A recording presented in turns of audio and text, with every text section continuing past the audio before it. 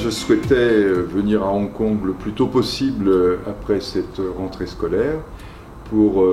m'assurer que l'établissement avait bien réussi sa rentrée, et c'est bien ce que j'ai pu constater. Et puis travailler avec les équipes en place, l'équipe de direction, les enseignants,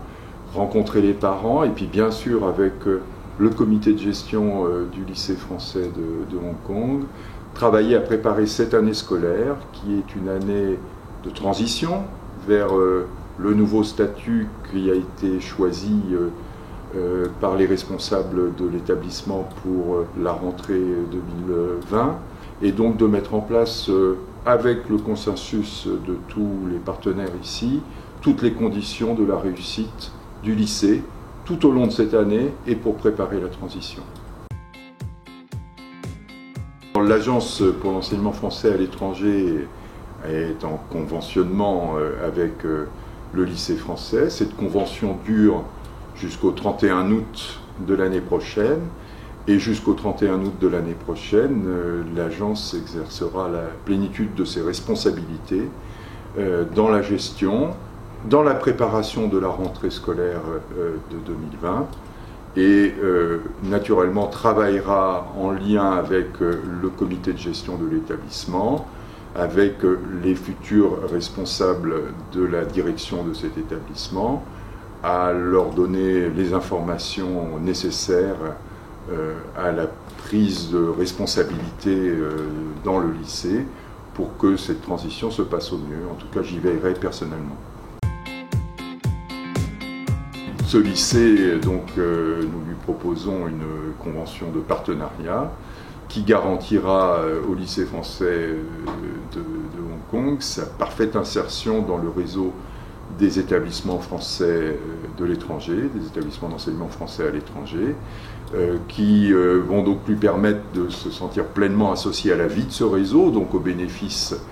bien entendu de tous les élèves qui sont scolarisés dans le réseau, mais qui lui permet également de continuer d'avoir plein accès à tous les services et à tout ce que l'agence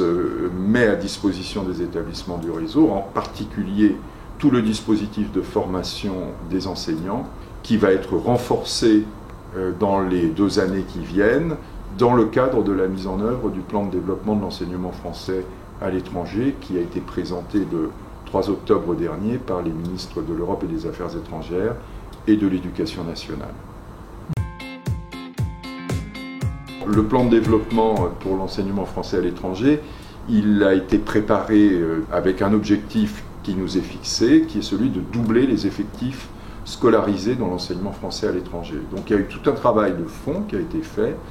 et qui aujourd'hui nous permet d'avoir une feuille de route très claire, des moyens supplémentaires pour l'Agence pour l'enseignement français à l'étranger qui est chargée de la mise en œuvre de ce plan de développement. Et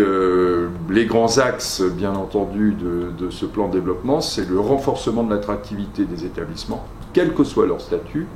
renforcer les points forts de l'enseignement français pour convaincre davantage de familles de rejoindre ce réseau, communiquer sur les valeurs de l'éducation française, sur les réussites de l'éducation française,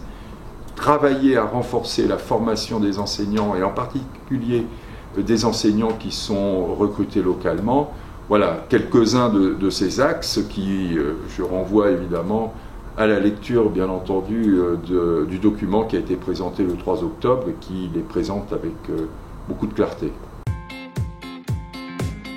Le réseau de l'enseignement français à l'étranger est un réseau vivant et bien portant, puisque en cette rentrée 2019, eh bien, nous avons maintenant 522 établissements d'enseignement français à l'étranger. C'est de loin le premier réseau éducatif international dans le monde, organisé en réseau. 370 000 élèves maintenant, plus 15 000 à cette rentrée, donc ce qui montre son intérêt. Et dire que dans ce contexte, bien évidemment, tous les établissements qui ont déjà des atouts, et le lycée français de Hong Kong a des atouts forts à faire valoir, sont dans une dynamique plus globale qui doit les porter pour l'avenir, pour renforcer également la qualité l'attractivité et la réussite du lycée à l'avenir.